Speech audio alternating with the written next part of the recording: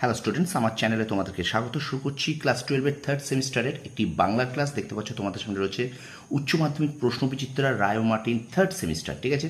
তো এই বইটা থেকে অর্থাৎ রায় মার্টিন প্রশ্নবিচিত্রা থেকে কিন্তু আমরা আদরিণী গল্প থেকে কিন্তু এমসিকিউ করছিলাম, দুটি পর্ব করেছি।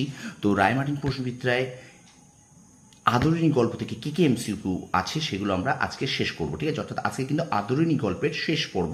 তো প্রথম থেকে শেষ পর্যন্ত ভিডিওটা দেখবে, একটু স্কিপ করবে না। চলো শুরু করে দিই ক্লাস 12 থার্ড সেমিস্টার রায় মার্টিন প্রশ্নবিচিত্রা থেকে আদরিণী গল্প থেকে এমসিকিউ শেষ পর্ব। চলো শুরু করি ক্লাসটি। দেখো, একটু শেয়ার করবে স্টুডেন্টস, একটু শেয়ার করবে, একটু লাইক করবে, একটু কমেন্ট করবে। দেখো, আজকে 51 পর্যন্ত হবে। গতকাল কিন্তু আমরা এই পর্যন্ত করেছিলাম বিবৃতি, ঠিক আছে?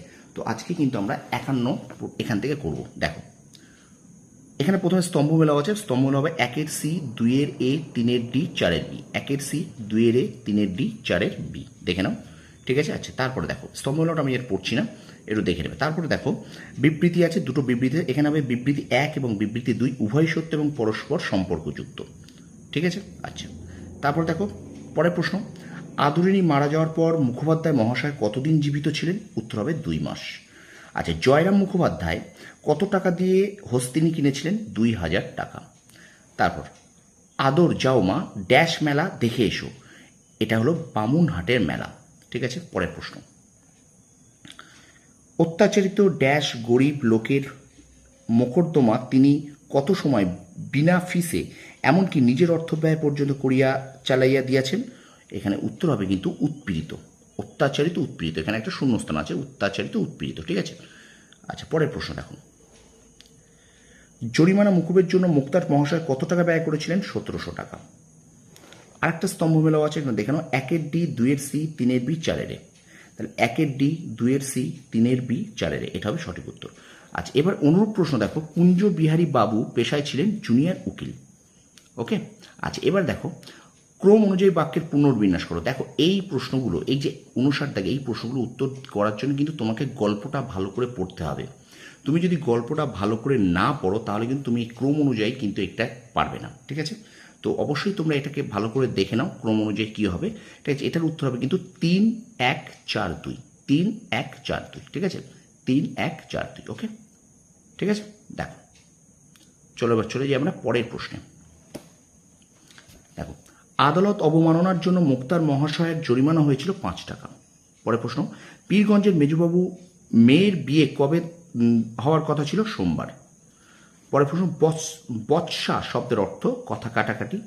আচ্ছা, জয়রাম মুখুজ্জের নিবাসস্থলটি কোথায় ছিল? চৌধুরী পাড়া। আচ্ছা, মুখুজ্জে মহাশয় হাতি কিনেছিলেন বীরপুর থেকে।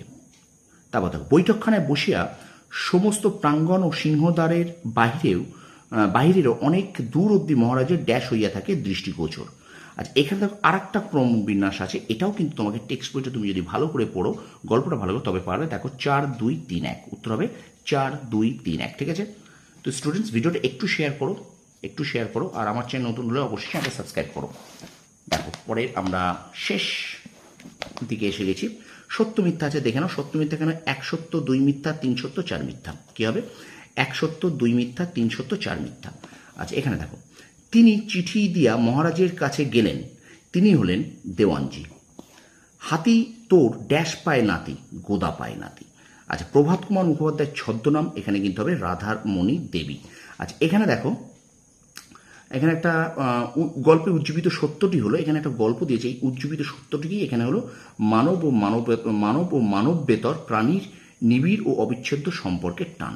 তো এইটাকে ভালো করে তোমরা একটু পড়ে নেবে। এখান থেকে মূল আর কি বিষয়বস্তুটা কি সেটাই জানতে চেয়েছে। অপশান সি হবে 71 দাগে, মানব ও মানবেতর প্রাণী নিবিড় ও অবিচ্ছেদ্য সম্পর্কের টান, ঠিক আছে? পরের প্রশ্ন দেখো, একটু ভালো করে এটা প্যাসেজটা দেখে নেবে তোমরা, ঠিক আছে?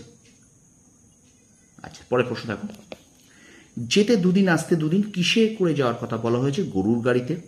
আচ্ছা, ওর মুখ দিয়ে ব্রাহ্মবাক্য বেরিয়েছে, ব্রহ্মবাক্য বেরিয়েছে, ওর মুখ দিয়ে ব্রহ্মবাক্য বেরিয়েছে। ব্রহ্মবাক্যটি হলো আদর যাও মা মেলা দেখে এসো।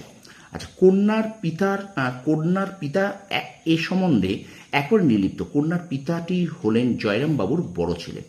দিন দিন ক্ষীণ হইতেছে। কি দিন দিন ক্ষীণ হইতেছে? ওটা হবে কোম্পানির কাগজের বান্ডিল। কী হবে? কোম্পানির কাগজের বান্ডিল। আচ্ছা, জরিমানা জরিমানা আদেশের বিরুদ্ধে জয়রাম মুক্তার লড়েছিলেন হাইকোর্টে। এবং শেষ প্রশ্ন দেখে নাও, আদরণী গল্পের সূচনা হয়েছে শনিবার। তো এই ছিল তোমাদের রায়মার্টিন প্রশ্নবিচিত্রা থেকে আদরণী গল্প থেকে ক্লাস 12-এর থার্ড সেমিস্টারের এমসিকিউ আমরা শেষ করলাম, পর্ব 3। তো অবশ্যই কিন্তু ভিডিওটা ভালো লাগলে লাইক করবে, কমেন্ট করবে, বন্ধুদের মাঝে বেশি করে শেয়ার করবে। আর অবশ্যই কিন্তু তোমরা জানাবে এই ভিডিওগুলোকে তোমাদের কেমন লাগছে, ঠিক আছে? তোমরা সফল হও, তোমাদের সাফল্য কামনা করি। ধন্যবাদ।